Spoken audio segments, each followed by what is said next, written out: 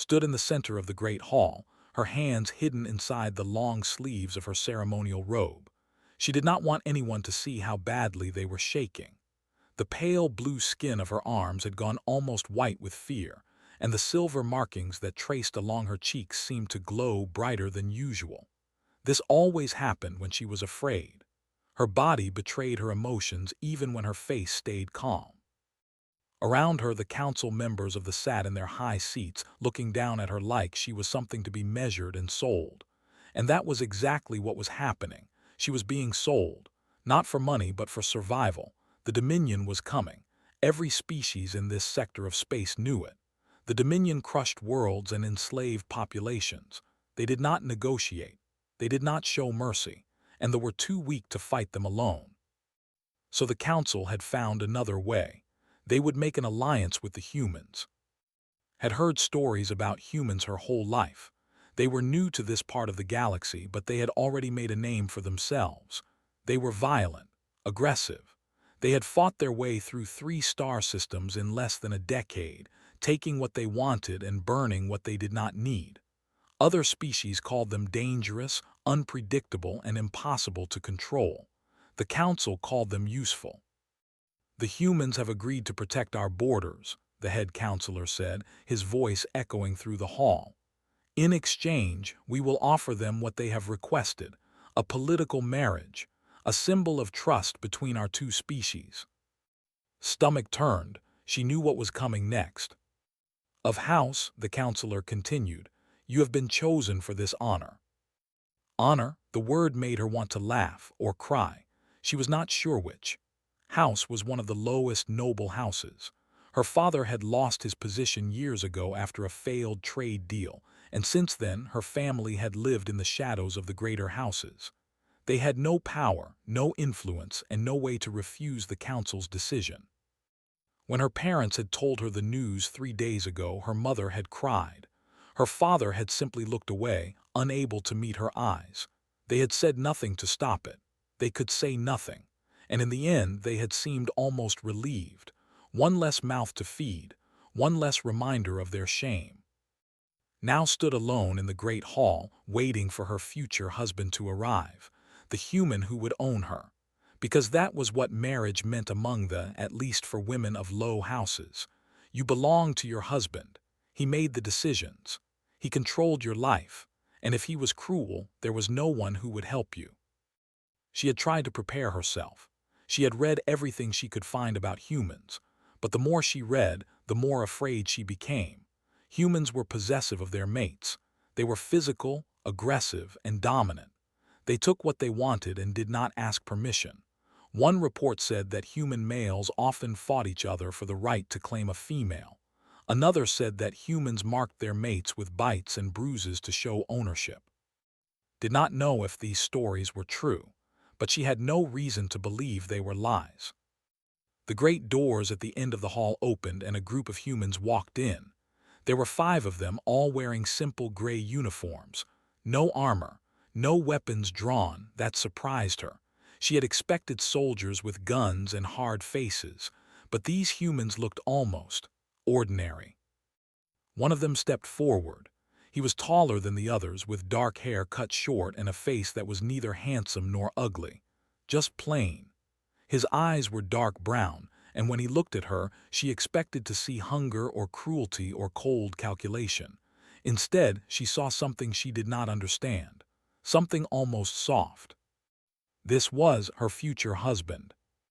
He walked toward the council first and bowed his head in a gesture of respect.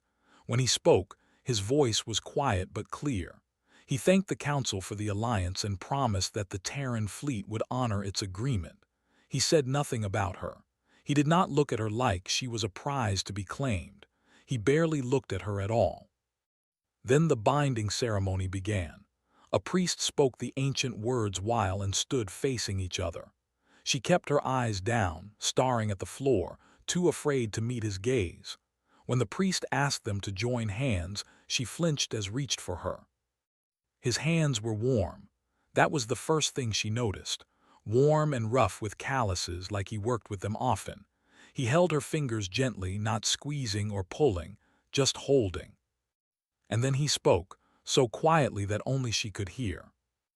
"I know you did not choose this," he said. His was broken and awkward, but she understood every word. "Neither did I, but I want you to know something. I will not harm you. I will not force you to do anything. You are safe with me."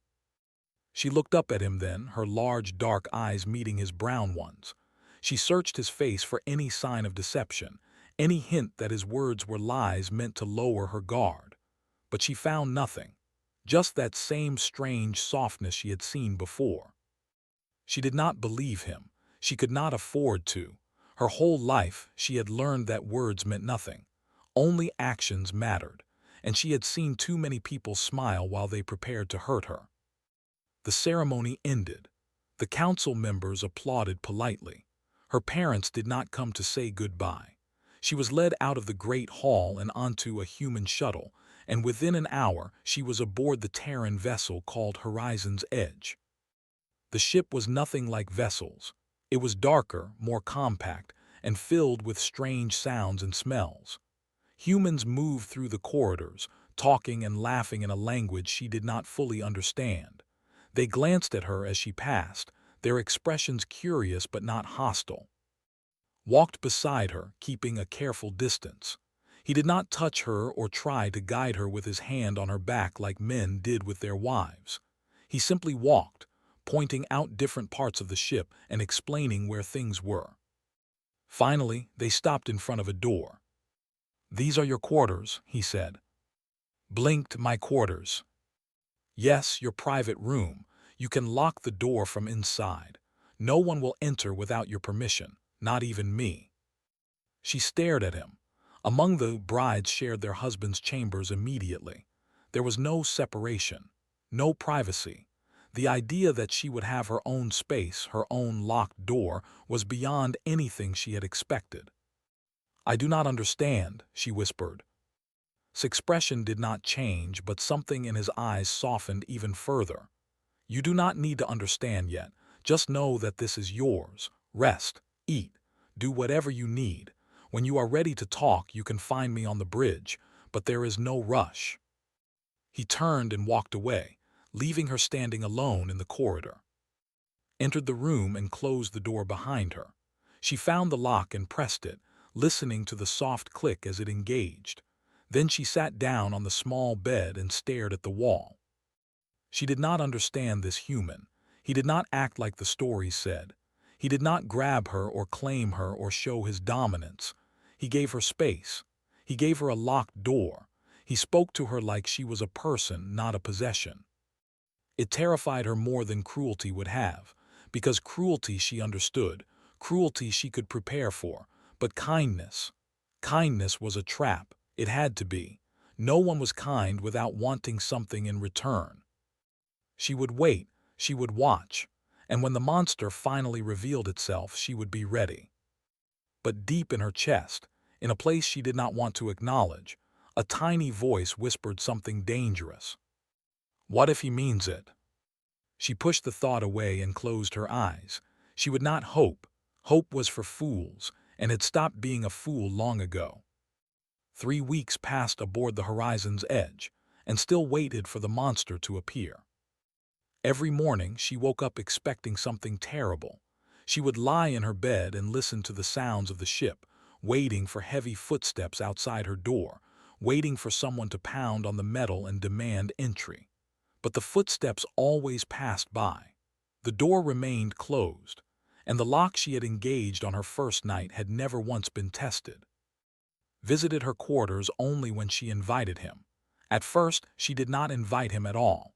She stayed in her room for days, eating the food that was delivered to her door and speaking to no one.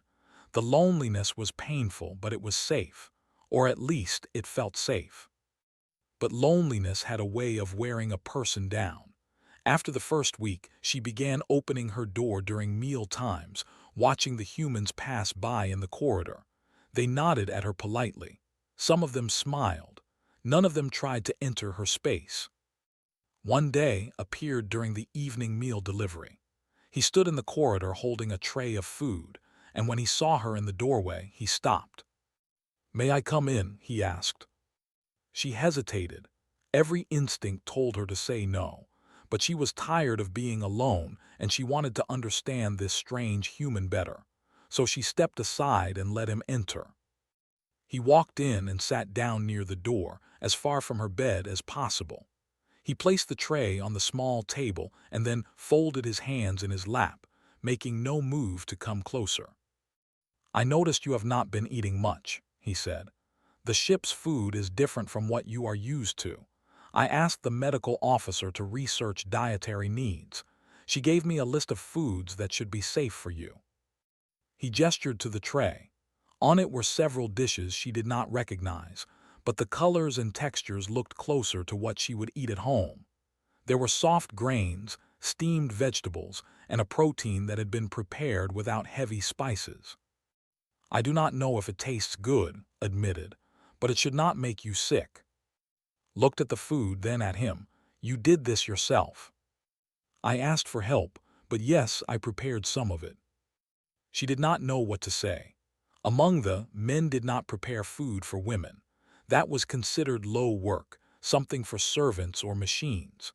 The idea that a human captain, a man of rank and power, would spend his time cooking for her was impossible to understand. She ate slowly, tasting each dish. It was not perfect. Some of the flavors were strange and the texture of the grain was slightly wrong, but it was edible, more than edible, it was thoughtful. "Why are you doing this?" she finally asked. Looked at her with those calm brown eyes. "Doing what?" "All of this, the separate room, the locked door, the food, why?"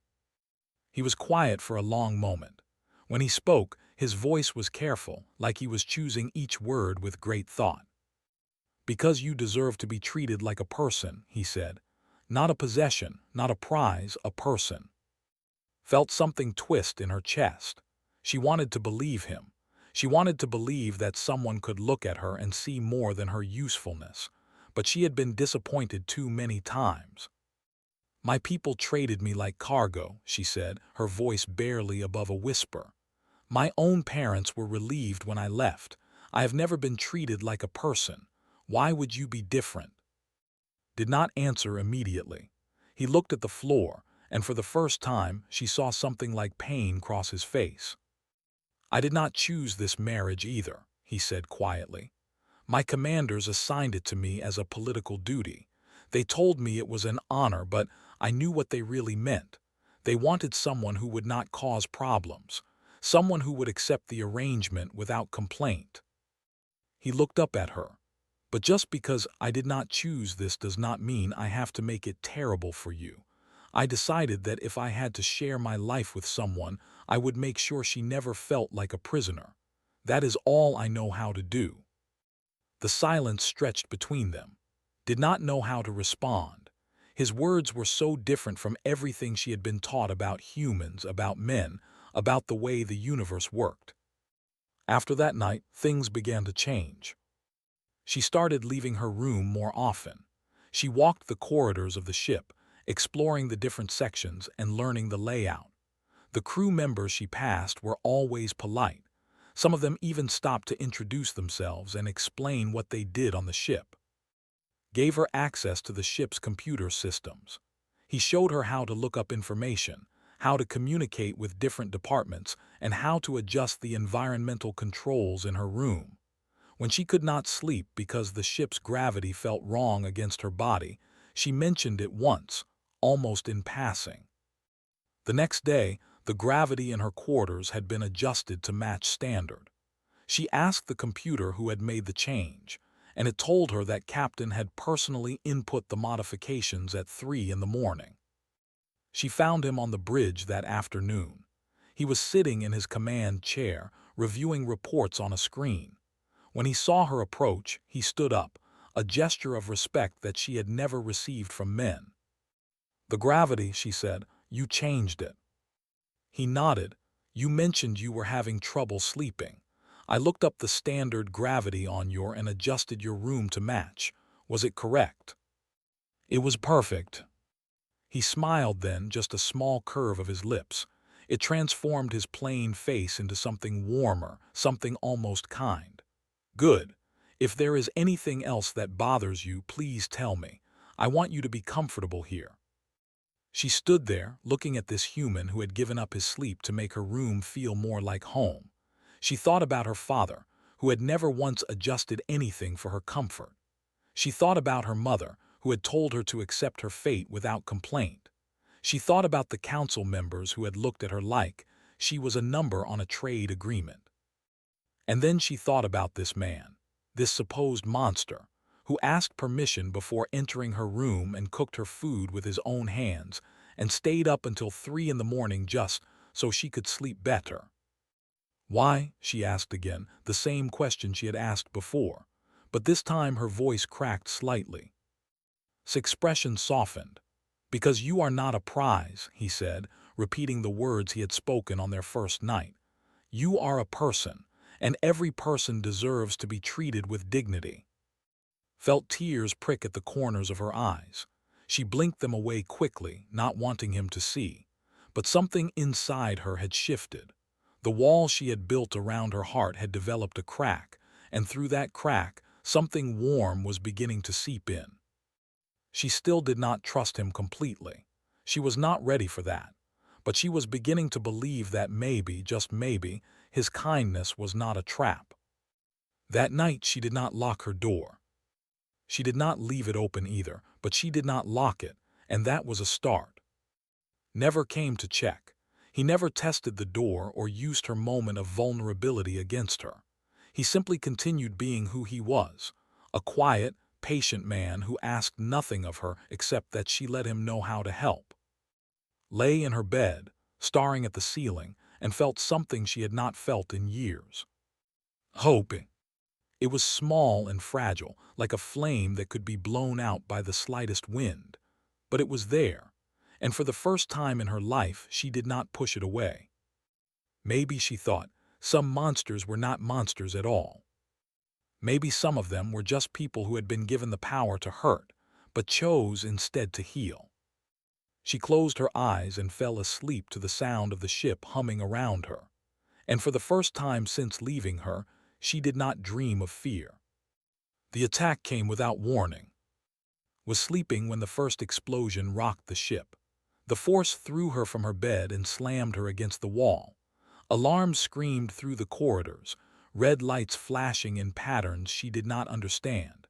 She scrambled to her feet, her heart pounding so hard she could feel it in her throat. The ship shook again. This time she heard the sound of metal tearing somewhere in the distance. Something was hitting them, something big. She ran to her door and looked out into the corridor. Crew members rushed past, shouting orders to each other. Some of them were carrying weapons. Others were helping injured people toward the medical bay. No one stopped to explain what was happening. They did not have time. Then a voice came over the ship's communication system. It was, his tone calm but urgent. "All hands, this is the captain. We are under attack by a Dominion scout fleet. They intercepted us near the border. All combat personnel report to stations. All non-combat personnel proceed to secure areas. This is not a drill." The Dominion felt cold fear wash over her. The Dominion was the reason she was here in the first place. They were the threat that had forced them to seek an alliance with humans, and now they were attacking the very ship that carried her. Another explosion shook the floor beneath her feet. She grabbed the doorframe to keep from falling. The lights flickered, then went out completely. Emergency lighting kicked in a moment later, casting everything in a dim red glow.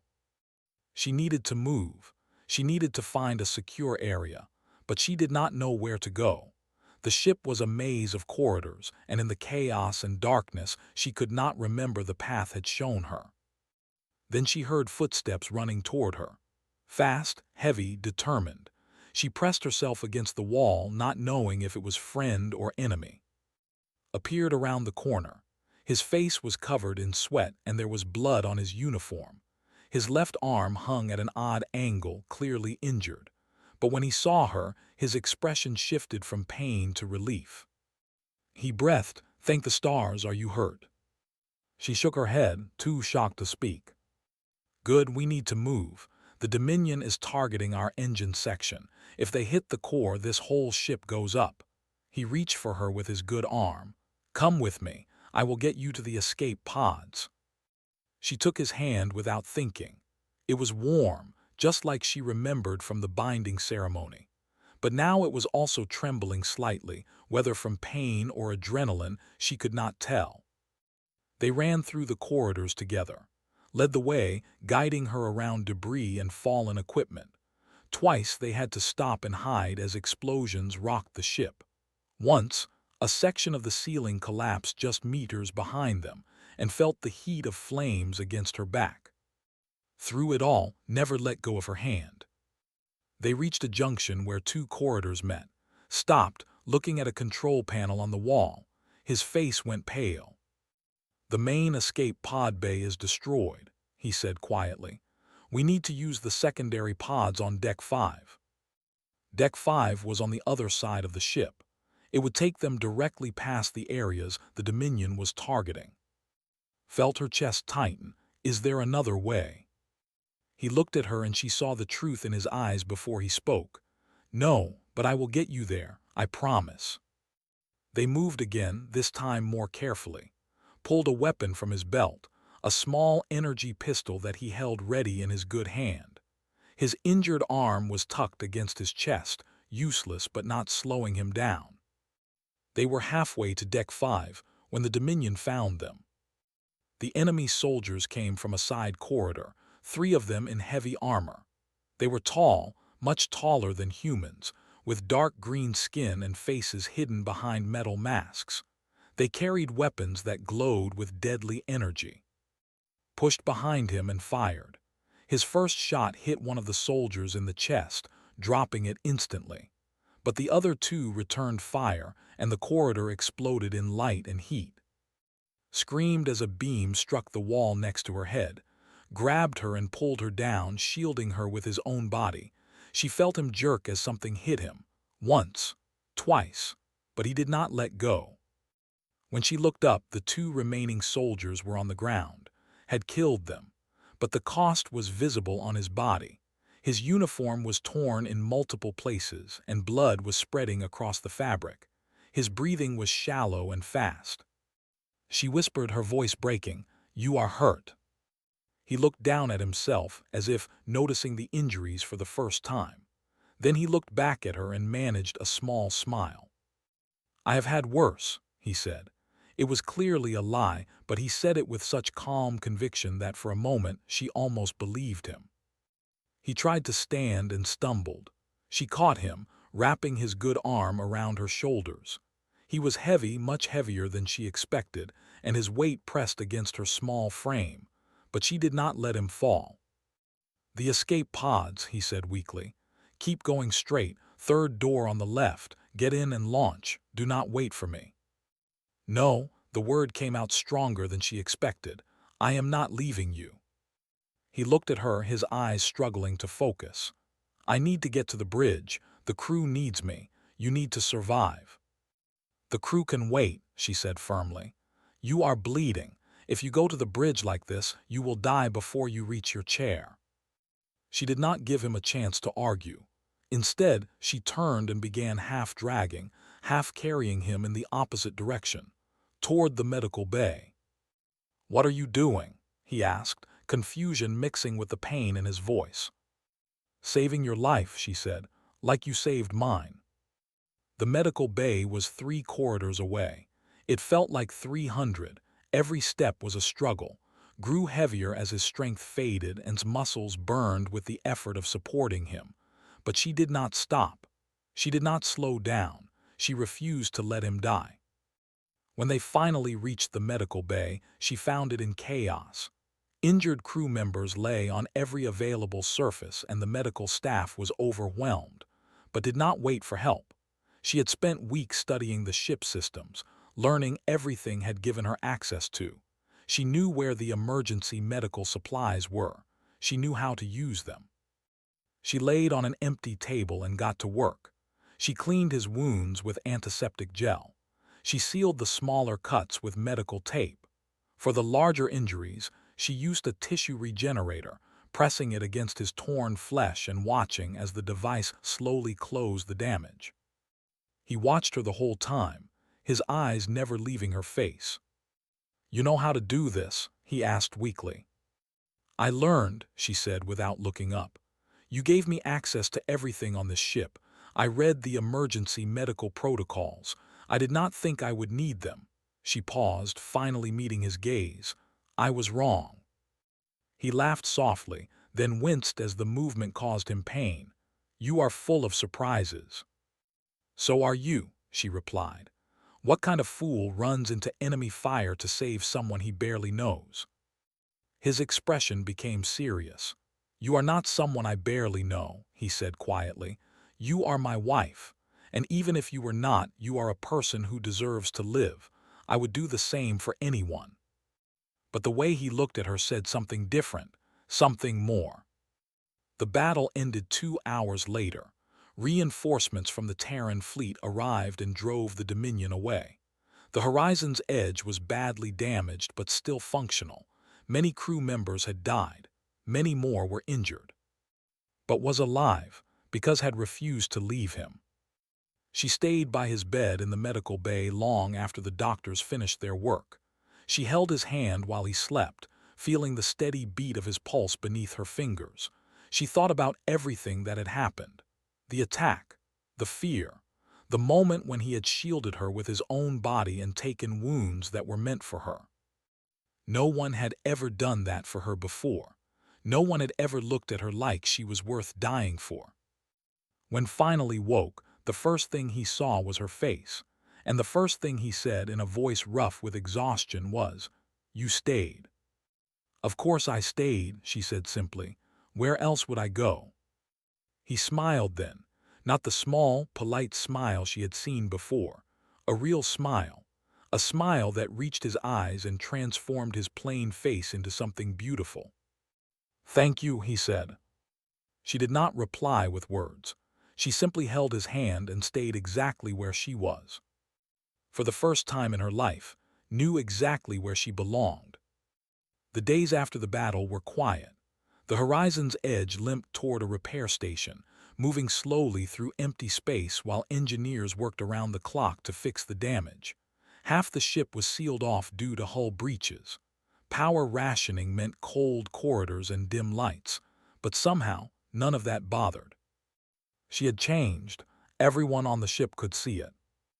The bride who once hid in her quarters now walked the corridors every day. She visited the engineering section and asked questions about how the engines worked. She sat in the medical bay and helped organize supplies. She learned the names of crew members and remembered small details about their lives. One engineer was training for a cooking competition. One medical officer had a daughter back on Earth. One young pilot was terrified of the dark but flew combat missions anyway. These small pieces of humanity fascinated her. The humans were so different from the stories she had been told. They were not cold or cruel or focused only on conquest. They laughed at silly jokes. They complained about the food. They missed their families. They were just people trying to survive in a dangerous universe. And at the center of it all was. His recovery was slow. The wounds he had received during the battle were serious, and even with advanced medical technology, his body needed time to heal. He spent most of his days in his quarters, reading reports and coordinating with his crew through the communication system, but every evening came to visit him. First, they talked about simple things: the ship, the crew, the repairs, safe topics that required no emotion and revealed nothing personal. But as the days passed, the conversations grew deeper. Told her about his home on Earth, a small city near a mountain range where his parents still lived. He told her about his sister, who was a teacher, and his brother, who worked in construction. He told her about his childhood dream of becoming a pilot and how that dream had eventually led him to the stars. In return, told him about her life on the. She told him about the beautiful gardens where she had played as a child, before her family's disgrace.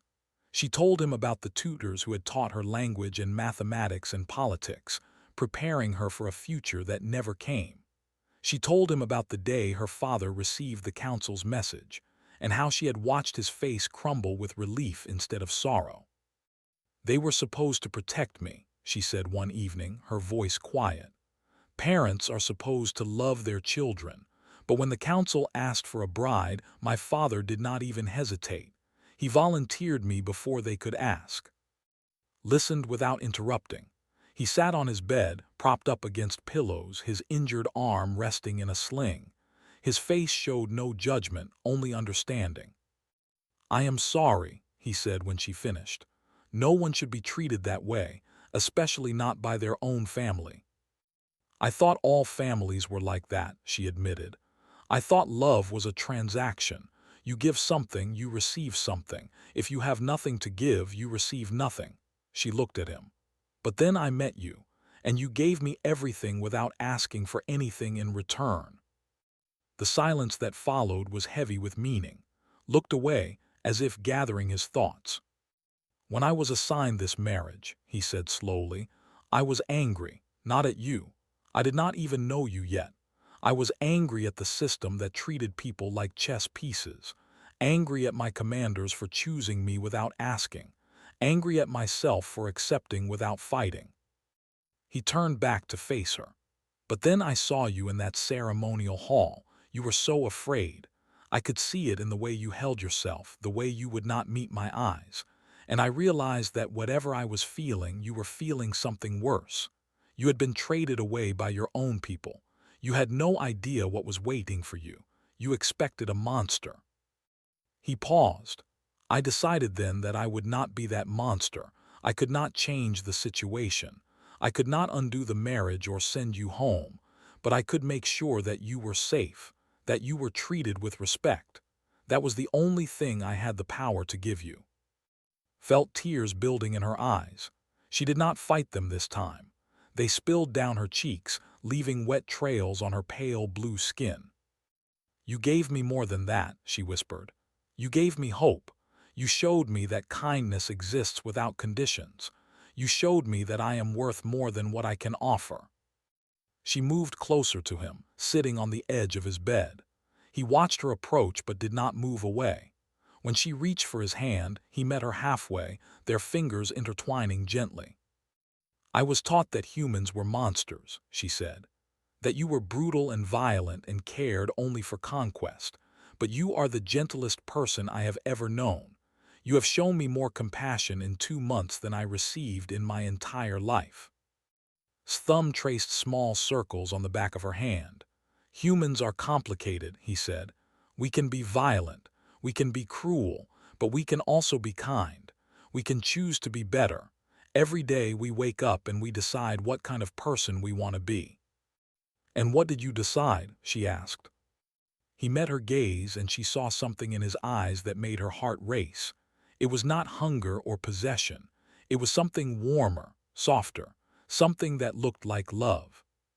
"I decided that if I had to share my life with someone," he said quietly, "I would make sure she felt valued. I would give her space when she needed it and support when she wanted it. I would learn her language and her food and her fears, not to control her, just to understand her." A tear slipped down his cheek. "You succeeded," she breathed. They sat in silence for a long moment, holding hands, feeling the weight of everything they had said.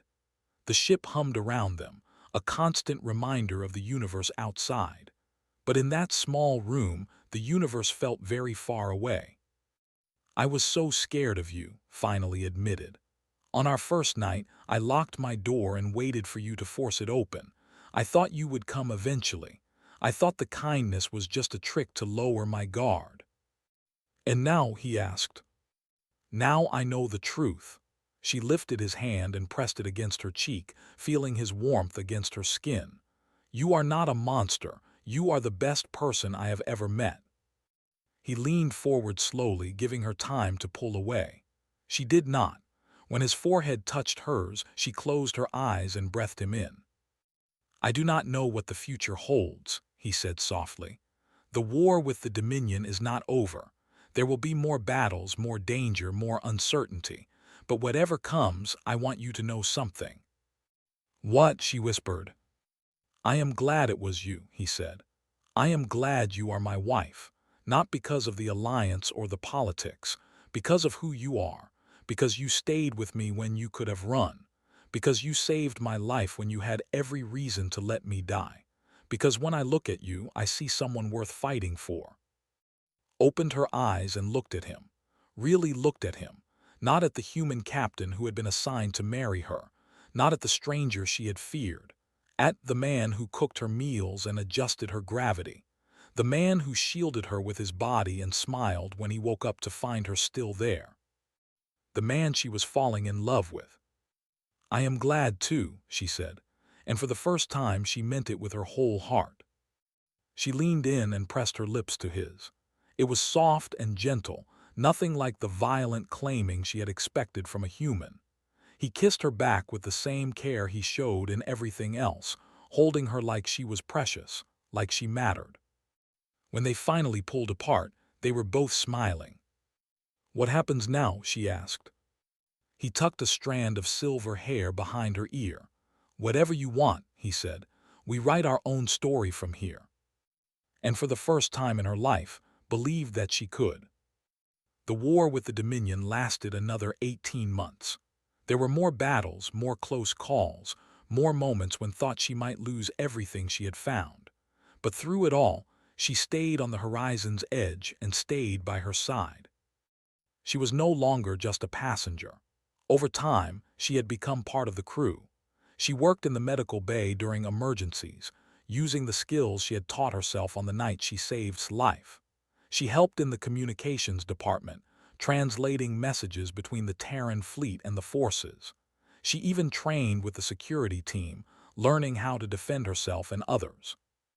The crew no longer saw her as the foreign bride who hid in her room. They saw her as one of them. They invited her to meals. They asked for her advice. They told jokes in her presence and waited for her to laugh. And she did laugh, often, something she had rarely done before meeting. When the final battle came, was on the bridge beside her husband. She watched as the combined human and fleets broke through the Dominion's lines and destroyed their command ship. She heard the cheers of the crew as the enemy forces retreated, and she felt his hand find hers in the chaos, squeezing gently. We did it, he said, his voice filled with exhaustion and relief. Yes, she replied, looking at him, we did. The celebrations that followed lasted for days. Ships across the fleet exchanged messages of congratulations. Music played in corridors that had been silent with tension for too long. People who had expected to die found themselves alive, and they celebrated that miracle with everything they had. But in the midst of all the joy, a message arrived for her. It came from the council. She recognized the official seal on the document, the same seal that had been stamped on the order that sent her away. Her hands trembled as she opened it. The message was short and formal. It stated that with the war's conclusion, the political alliance between thee and the Terran fleet was considered complete. As such, was officially released from her marriage obligation. She was free to return to thee if she wished. Her family's house would receive a small restoration of honor for her service. A small restoration, after everything she had done, after everything she had sacrificed. Read the message 3 times. Each time, she felt the same cold anger building in her chest. They had traded her like property, and now they were offering her back like a borrowed tool that was no longer needed. She found in his quarters. He was packing equipment for transfer to a repair station. When she entered, he looked up and immediately knew something was wrong. What happened? He asked. She handed him, though, with the message. He read it in silence. When he finished, his face was carefully neutral, but she had learned to read him well. She saw the tension in his jaw, the way his hands gripped the slightly too hard. You are free, he said quietly. If you want to go, I will personally escort you home. No one will stop you. Studied his face. He was trying so hard to hide his feelings, to give her space, to make sure she did not feel pressured. Even now, after everything they had been through, he was putting her needs first. Do you want me to go? She asked. He looked away, What I want does not matter. This is your choice. It matters to me, she said firmly. Tell me what you want. He was silent for a long moment. When he finally spoke, his voice was rough with emotion. I want you to stay, he admitted. Every day since you came aboard this ship, you have made my life better. You have challenged me, surprised me, saved me in more ways than you know. The thought of losing you, he stopped, his composure cracking. The thought of losing you is the worst thing I can imagine. He looked at her, and she saw tears in his eyes. This strong, brave man who had faced Dominion soldiers without flinching was crying at the thought of her leaving. But I will not ask you to stay for me, he continued. If you want to go home, if you want to see your world again, I will support that. Your happiness matters more than my pain. Felt her own tears building, but these were not tears of sadness. They were tears of wonder, of gratitude, of love. She walked to him and took them from his hands. Then while he watched, she deleted the message. Every word, every character, gone. What are you doing? He asked, his voice barely a whisper. Making my choice, she said. She set the aside and took his hands in hers. He was trembling. This man who had faced death so many times was trembling because of her. I do not want to go back, she said clearly. That abandoned me is not my home. The family that traded me away does not deserve my return. My home is here, on this ship, with you. His breath caught. You showed me what love looks like, she continued. You gave me space when I was afraid. You cared for me when I was sick. You bled for me when enemies attacked. You never asked for anything in return. You just gave and gave and gave. She lifted his hands and pressed them against her heart. This is where I belong, with the man who taught me that I am worth more than a political bargain, with the man who treats me like I matter, with the man I love. The word hung in the air between them. Love, she had never said it before. Neither had he, but it had been true for a long time. Tears spilled over.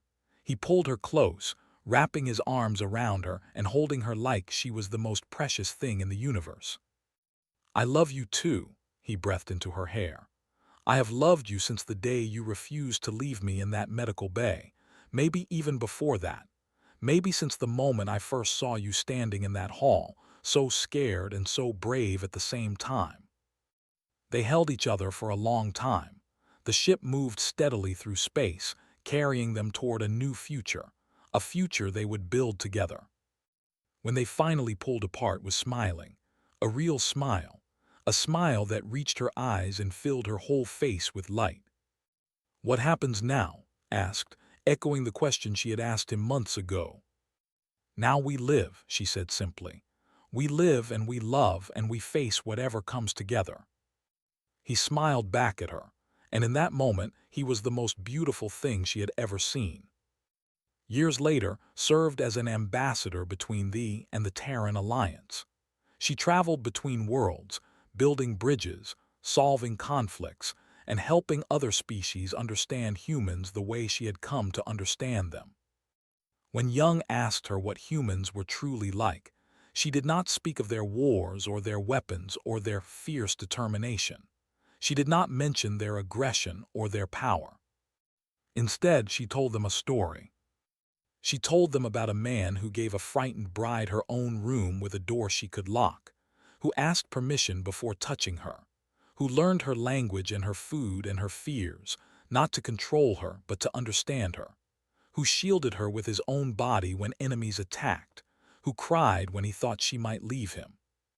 Humans are not monsters, she said. They are capable of a kindness so deep it can heal wounds you did not know you carried. They are capable of love so strong it can change your entire world. The Young listened with wide eyes, and somewhere across the stars, in a comfortable home on a peaceful human colony, read her words in a diplomatic broadcast. He looked up from the screen and found watching him from the doorway. She was older now, with silver streaks in her dark hair and laugh lines around her eyes, but she was still the most beautiful sight he had ever seen. You always were better with words than me, he said. She crossed the room and sat beside him, taking his hand in hers the way she had 1,000 times before. "I learned from the best," she replied. "You taught me what words like love and home really mean." He kissed her forehead, and they sat together in comfortable silence, watching the stars through their window. They had started as strangers forced together by politics and war. They had become partners, allies, best friends, lovers, and finally, after all those years, they were simply home. Home was not a place. It was a person. It was a choice. It was a love that had been earned through patience and kindness and 1,000 small acts of grace, and knew with absolute certainty that she would make the same choice again. 100 times, 1,000 times, forever.